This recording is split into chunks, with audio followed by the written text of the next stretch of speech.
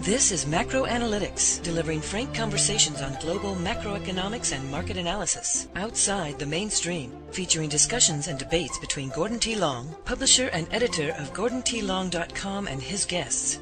The content of this discussion is strictly the opinion of the participants. It is in no way a solicitation for business, nor is it to be considered investment advice of any sort. Always consult a registered investment advisor before making any investment decision.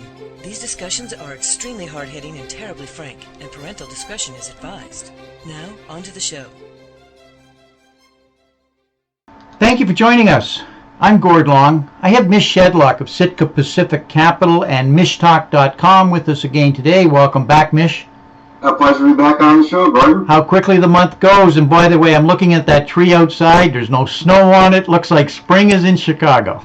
Spring is finally here in Chicago, but I escaped a couple weeks ago. I was in the Great Smoky Mountains for 2 weeks. Don't have any pictures to show you yet, but maybe next month I'll have some from the Smokies. Great hiking weather there. It was crummy here in Chicago the whole time we were gone. Perfect hiking weather there. Had clouds, which I like, wildflowers and mountains and stuff. When you're in the forest, you want clouds. Everything photographs much better in the clouds. Had clouds most of the week. Got some great shots.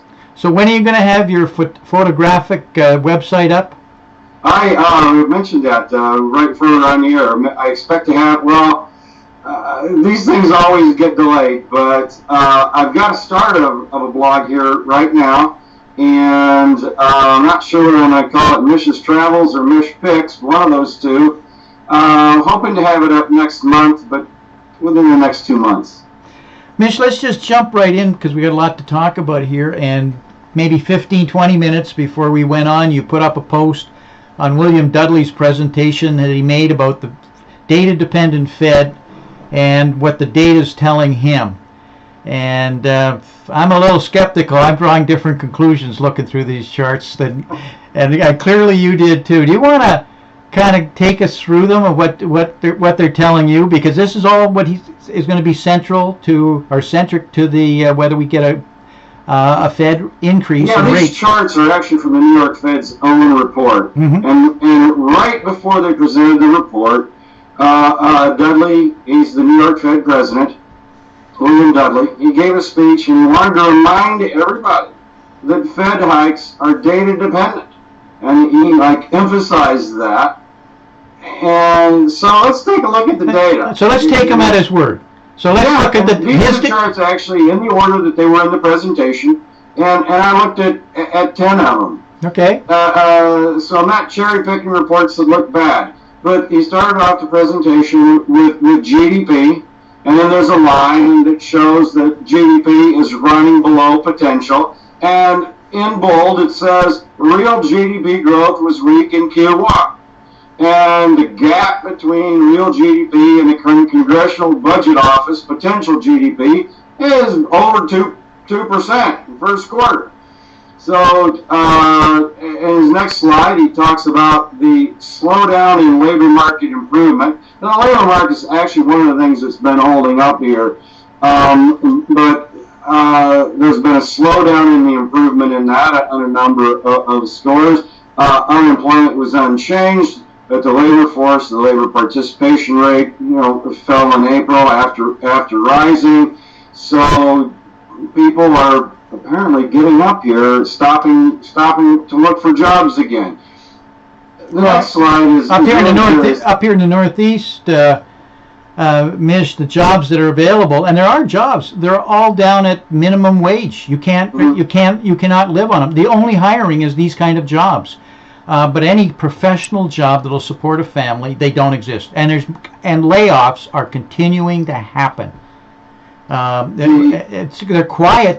They don't make the announcements they used to make on the layoffs. They just slip them out the door. Corporations are getting a lot smarter in how to do these layoffs. On the inflation front, the Fed says the inflation softens. It's been below the Fed's objective ever since. I'm looking at a chart ever since 2008. So the PC deflator increased 0.1% in March, but it declined 0.1% in February.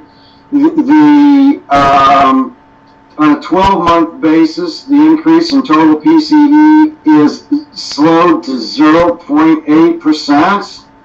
The core PCE freighted fell, and here it is in bold.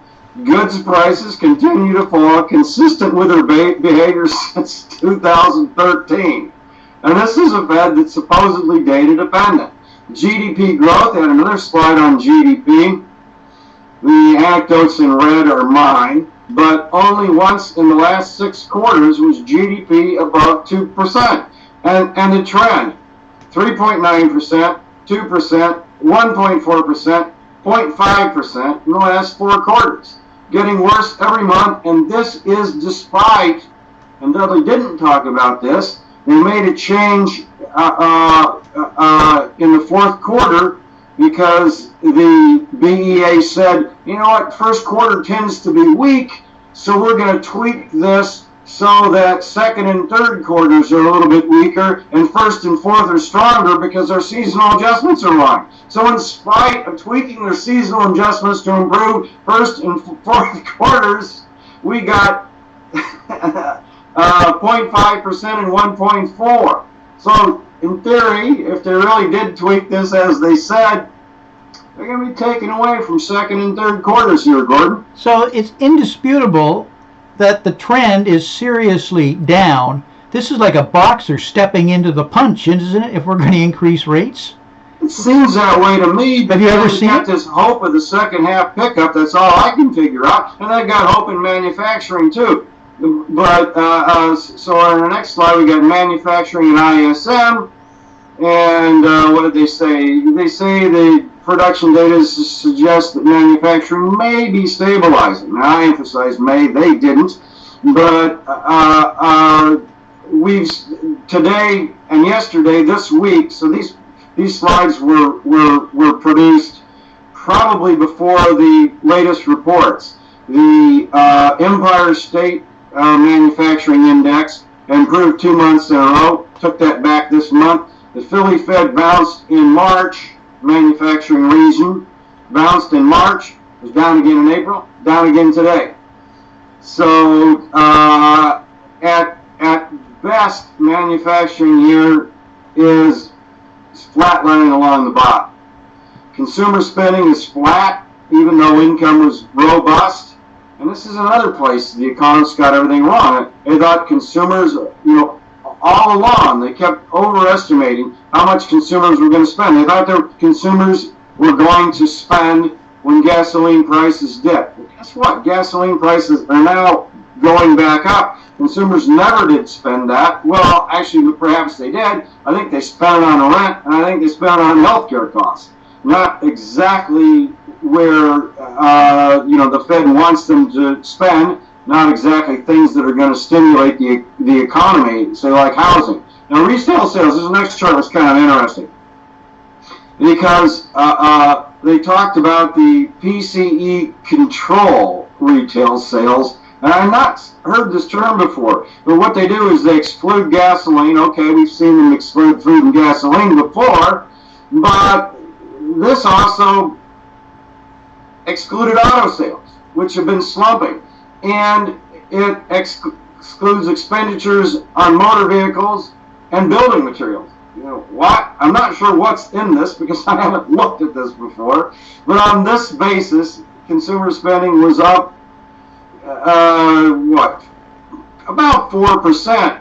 But it's been one of the weaker rates, actually, going all the way back to 2011, maybe. The next chart, their words in bold, investment in new equipment remains sluggish. And not like it's surprisingly sluggish out of the blue. It's been sluggish for 4 years. And, so capacity utilization is down.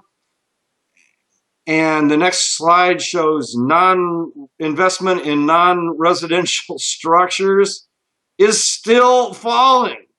Not like it just started to fall, it's been falling. Definitely time to raise rate. Housing is flat Headline: Recent trends in home construction has been flat. That's something that I've pointed out on my blog many times. We get an existing housing report on Friday. It'll be interesting to see what that says. And those were actually the first 10 charts. I didn't go through and pick week charts. I picked the first 10 in the report. There were 17 pages of these, and they all looked about like this. But one caught my eye on the end, because the Fed, and people aren't even aware of this, but so we've got all of these consumer sentiment surveys. We've got the Conference Board, we've got University of Michigan. There's another one that escapes me at the moment. But the Fed puts out its own survey, and you never hear about this one. But lo and behold, it showed up in this report here. And so the Fed actually goes out and asks people what they're going to do. And the people have been saying, we're going to spend less money. So, and despite the fact that the consumers say they're going to spend less money, despite the fact that the Fed's own report says that people are going to spend less money, the Fed puts all its faith in the Consumer Conference Board that says consumers are happy. We have the finest PhDs in the world working for the various central banks, and specifically Dudley's New York Federal Reserve. They're not stupid. They obviously can read charts. What are they thinking? I don't know. The only thing, well, they could possibly genuinely believe that there's this big second half recovery coming. They might believe that. I think there's a second half recession coming when I look at about 60 charts. The other thing is, it's all groupthink. The way these people think is, my gosh, we'd better get some hikes in there so that we can cut when recession comes. Now, I don't think that makes any sense, but that is the way they think. Well, here's a line from that last chart, by the way. 1 year ahead, medium household spending growth expectations have declined markedly between December 2014 and December 2015. I've been pointing that out actually for quite some time. I've been watching, these numbers tick lower and lower and lower, and yet everybody talks about the Consumer Conference Board that says everyone's happy. Now, when the Fed's own freaking survey says that people expect to spend less. So data dependent, there's 16 pages of charts like these in the report, and very little of it suggests a rate hike. So what's going on here? Well, they might believe the second half recovery thing. Inflation is starting to tick up a little bit. Without a doubt, income growth has ticked up, thanks to these minimum wage hikes in many states, especially California, leading the way. So we're seeing growth tick up, but take a look at the retail sales report and just extrapolate that out in the future. Macy's hammered, a whole list of them I posted on my blog.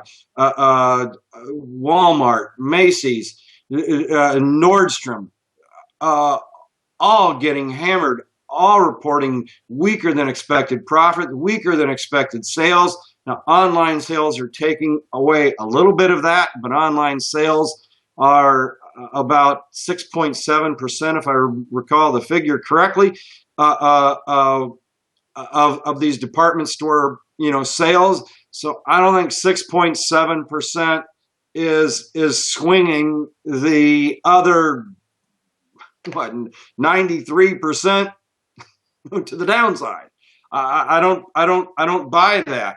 But what does it suggest for the number of stores that Macy's, of Nordstrom, of Walmart are going to build going forward, when they're already struggling as it is, and we've got minimum wage hikes coming up in a whole number of states? So I don't think the Fed is factoring all of that into consideration. Meanwhile, healthcare costs are going nuts. People are being squeezed on healthcare and on rents. Doesn't look pretty to me. Well, Mish, we do a lot of work in a number of areas, but one is the retail space that we've been following because we've been expecting this. And as you report, all of the Targets, Nordstrom, all of them got killed. But what we've seen, and to go back maybe to answer part of your question, is the biggest where the money is in ladies' fashions or in apparel and accessories. And that is the dominant players in the last 18 months have become the largest in apparel is Walmart.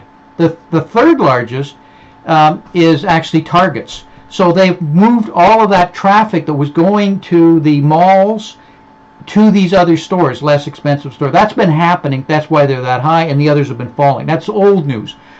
The second biggest retailer of apparel is now Amazon, which is all online. The second largest. It's almost as big as Walmart, but bigger than Target. And that has happened in the last 4 months, or maybe 5 months. That shift has been so big and so dramatic. I think it's cost pressures. And I've interviewed people in the millennial generation, and they have more unit clothes than their parents did, but they're paying a lot less because they buy them online. So there's a huge shift, and it's showing up, and they're caught. We were so overstored with brick and mortar out there. I didn't mean to interrupt, but we can see it clear. And by the way, apparel prices are one of the things in the CPI that's been falling dramatically. Exactly. So and they're going to go down further because they've got so much inventory they didn't move that there's no rail traffic, there's no truck traffic. They don't have ordering anymore, and they got this inventory they're going to have to clear. So if the ladies are listening, there's some bargains in the store coming. Well, there's inventory rising across the board, and maybe we can work in one of those inventory charts into this when you put it together. But the sales to inventories, despite declining sales, the inventories have been just going through the roof here. See, inventories have been building in this weakness. So, I mean, that's goods that aren't going to be shipped. That's goods that aren't even going to be produced. So, I don't see it here, Gordon. But that's why I'm discounting the second half, that it's going to be a growth in the second quarter. I just talked to Wolf Richter, and he just put up a post showing 294 locomotives parked out in the Arizona desert. Locomotives, because they don't have any use for them. I understand coal traffic is a big part of it, and some of the oil tankers are down, but it's bimodal. It's trucks and containers that are in there. And then, by the way, he said readers sent him pictures of other locations, not the same number of locomotives are not there. So we know that. Truck traffic, you've even posted on how it's been falling. Air traffic, air freight is down 15%. The point I'm trying to make is I don't see recovery numbers in there. There are no recovery numbers in there. So how does Janet Yellen decide she's going to increase rates by 0.25 in June? Here's what I know. The Fed is going to do whatever it wants to do, and it will make up the data and the position to support it. So if Yellen wants to hike, we are going to get a hike. I mean, unless the data is so skewed to the other way, which it very well could be. So I keep wondering, is there some number out there that they know is coming down the pike that we don't see, that they're tuned into? Are they getting advanced reports on everything, and some of this data is coming in really hot, or are they just guessing? I suspect they have access to some things that we don't, but I suspect the most of it is they're guessing, they're hoping, and they're praying. And Yellen curiously timed a meeting. I don't know if you saw this, but the Fed scheduled a new meeting with Janet Yellen, actually, on, I'm going to pick the date here. I'm going to say June 6th. I might not have the date right, but it's conveniently after a jobs report and one day ahead of the blackout period going into the next FOMC decision. So she's going to come out and make her excuse one way or another and let people know whether they're going to hike or not hike just in the nick of time. So that'll be an interesting one to watch. They purposely scheduled this thing to give her a window to either make excuses for why they're not going to hike or to support the case for the hike if the data comes in good enough. Switching gears, Mish, let's get some input from somebody else. You did a post on Steen Jacobson, the CIO over at Saxo. He seems to have a different view on what's going on. He has the same view of us, which is certainly different than what the Fed has. He said that the Fed is powerless, and we ought to get rid of them. And I retweeted that, and that was one of my more popular tweets that I ever made. Is I plucked 3 sentences out of the middle of his report. Actually, I posted the whole thing on there. It's very interesting. I agree with almost all of his analysis in that report, with the exception of his opinion on the refugee crisis. He thought, well, he did put an if in there. But he said if these people can be integrated into society, that it's going to be a benefit. Well, I pointed out that's a mighty big if, because the data shows now that these refugees going in there still don't know German after 5 years. They're still collecting welfare. These refugees want to go to the countries that are giving the most benefits. And in fact, Bulgaria and Romania agreed to accept a certain number. It was pretty small, like 50 or 100 refugees apiece, something like that. And in Bulgaria, 40, I'm going to try and remember the numbers here off the top of my head, 43 out of 47 didn't show up, went into hiding, or simply refused to go to Bulgaria. And in Romania, the numbers weren't quite that bad, but over half of them, I think, or close to half, said, you know what, I'm not going to Romania. So given a choice, they went back to Syria.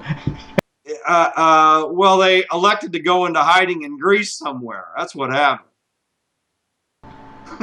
So, but what was Jacobson's point on the Fed and the central banks in general? Well, I mean, his general point was, and I'm putting in my own words, they don't know what they're doing, and we ought to get rid of them.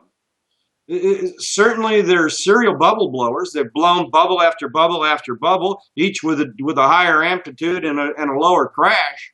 So they've blown another bubble here, and this one's pervasive in all kinds of things. It's not just housing. It's not a .com bubble, but all the stocks are here are nearly all of them are in a bubble. And miners had a nice bounce here. There's still some beaten up sectors, but you got to go digging for them.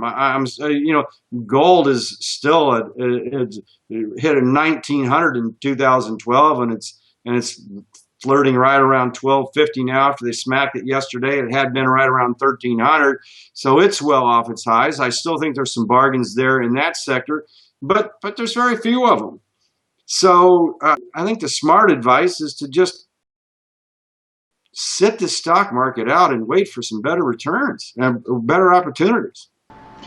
Mish, I always like talking to you about Illinois and Chicago. There's always real entertainment to be found when I listen to it. I understand they're after 11 to 29% increases, government workers. Yeah, the AFMC. I mean, a good state, isn't it? Yeah, they're demanding their fare. They're demanding what's fair. That's the beauty of this whole thing. They're already the highest paid public union workers in the nation, based on expenses in Illinois versus other states. Already top dog. Plus, look at the benefits. They have platinum medical insurance. They pay almost nothing. And Obama originally had a plan in there to tax these platinum plans. The union screamed. I think he took that away, so they get this stuff for free. Well, it's not for free. It's the taxpayers are paying for this. So everyone else's insurance is going up, and I'm hearing some real horror stories. Some of these things some people are telling me that their insurance has jumped to 100%, 50%. Commonplace, very commonplace. Meanwhile, the quality is going down. Their own doctor, which allegedly you were supposed to be able to keep, you can't keep because you're not in the plan, not in any plans. Yet the unions are screaming for better coverage than what they've got, and they're in platinum plans. And it is just really extremely galling to see this. And they said they wanted to do, what was fair. And I said, oh, by all means, let's do what's fair. Because, what's fair is to give these people a 40% cut in salary and to make them pay more of their health care. They're the most underworked, overpaid public employees in the entire nation. And here they're demanding more from a state that's freaking broke. And it got broke because of the unions. So you've got the governor, though, really fighting this and taking a stand, the best I can tell. Yeah, Illinois still doesn't have a budget, as best as I can tell. This is 2016, but we don't have a budget yet for it. And the Speaker of the House, Mike Madigan, who really controls all of Illinois, mainly by gerrymandering districts here, he's the one really in control of things, and he's telling Ronner, okay, we'll talk reform after you hike wages, after you bail out Chicago public schools, after you do this, that, and the other thing, fund the pensions. So Ronner is saying, no, we want reform first before we increase taxes a dime. And this standoff has been going all year. And of course, guess who gets paid in all of this? Well, the unions, for starters, and the politicians, and the governor. Illinois, a lot of people, a lot of contractors aren't being paid in Illinois. Okay, but when they in a bill they passed last year, the state legislature exempted itself from these rules about who gets paid and who doesn't. So the legislatures themselves get paid whether anyone else gets paid or not. Thank you. Exactly.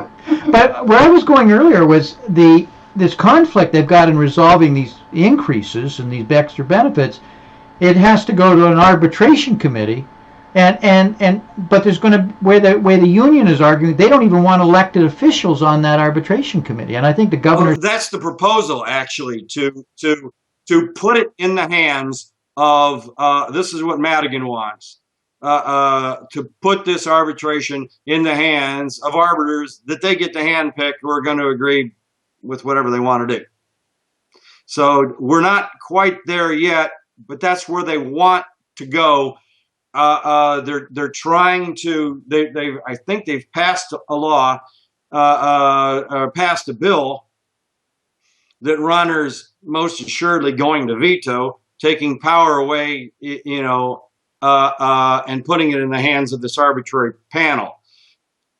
I don't know an unelected panel, an unelected panel, and completely appointed. Yes. By whom? By the unions, by Madigan. Exactly. By the union. So is this a taxation without representation that we're going to be placed on? Are the unions now that stronger than the government? I wouldn't say they're stronger than the government. They still depend on Mike Madigan and the head of the Senate, Cullerton. But these guys have a combined 40 years, something like that, of running the Illinois legislature. So 20 apiece for each of them. That's who's in control here. And the districts are so gerrymandered. And then they just did another one in Springfield that looked like it was actually going to, they were going to lose a vote to the Republicans. They split Springfield into 3 pieces, sideways, and they actually picked up another vote out of it. They have a supermajority, at least on paper, a supermajority of Democrats. The only reason why they've not overridden Ronner on tax hikes and on some stuff like this is because there's a handful of blue dog Democrats in there who are fiscally conservative, perhaps social liberals here, that are actually voting with the Republicans. And, rest assured that Madigan and Cullerton are putting immense amount of pressure on them to get in line. They're going to probably try and even unseat these Democrats to put in more friendly Democrats in the next election. That's what I would guess would happen. Mish, I apologize if I'm laughing at Illinois because we have a comic story here in Massachusetts too. These are common problems everywhere, so I'm going to leave it there. Mish, we got to wrap, but what's on your plate now? What subjects are you really focused on in your writing? I don't know. I'm just following. I'm data dependent. I'm just following the data. I get accused of cherry picking it, but I mean, we'll get a bounce, and then we don't get a bounce. Realistically speaking, we're kind of flatlining here around zero. I still don't discount the fact that we're in recession here, but let's see what the numbers come out this quarter. And, if we get a 2% growth rate out of this quarter, I'm going to say, okay, on average, we're flatlining just above zero, but this isn't recession. But I'm kind of suspicious of all this stuff because, first off, we've seen recessions that have come and gone before they were ever been announced. GDP data is always extremely lagging. They tweaked the model to the benefit of fourth and first quarters, and still fourth and first quarters were pretty bad.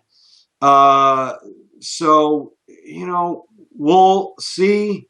If we're not in recession, then we're damn close to one, and growth isn't any good. And I'll say this, never before has a Fed hiked ever when we've had conditions be this poor with GDP decelerating for 4 consecutive quarters, with not one in the last 6 above 2%. We've never seen the Fed hike into this. We've never seen the Fed hike into a manufacturing recession, which I don't think anyone disputes that we're in a manufacturing recession. So after they do these revisions, and we got a big revision set coming up in July, by the way, because the Fed misstated GDP going back for 10 years, 10 years. And what's likely to happen as a result of that is GDP in 2014 was actually understated, but GDP in 2015 was overstated. So I think I'd like to see those revisions too, before we decide how well the economy is really doing.